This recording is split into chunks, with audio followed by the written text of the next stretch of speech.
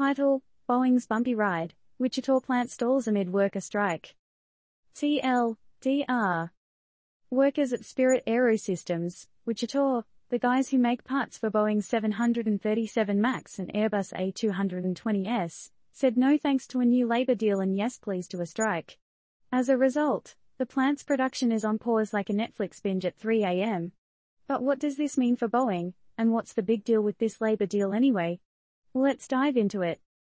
Let's set the scene. Spirit AeroSystems in Wichita, Kansas, a major supplier for Boeing's 737 Max and the handy builders of pylons for Airbus A220s. Fast forward to a Thursday like any other, except it wasn't.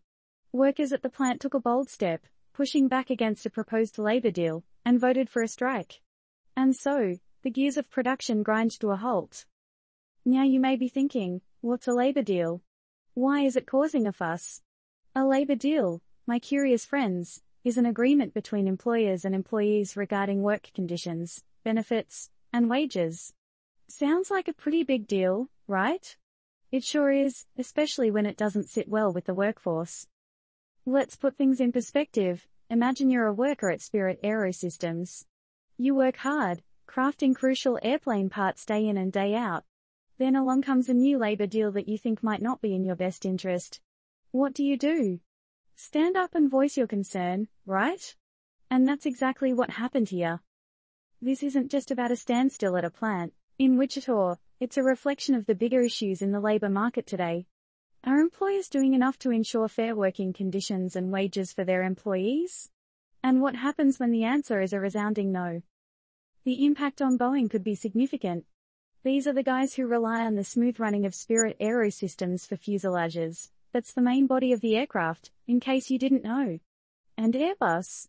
They need the pylons made here for their A220s.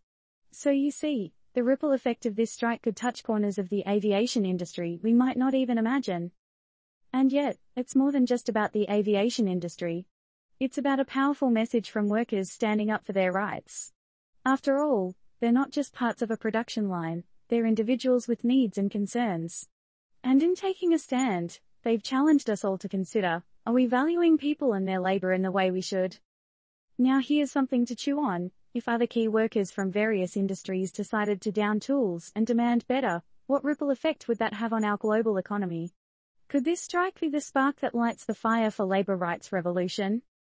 At the heart of it, this incident raises a rather spicy question. Who holds the real power in the world of work, the companies or the workers? And what happens when the balance of power is challenged? Is it time for a shift? What do you think, folks? Disclaimer: this article does not provide investment advice or recommendations. It's purely informational. Always do your own research or consult with a professional before making any financial decisions.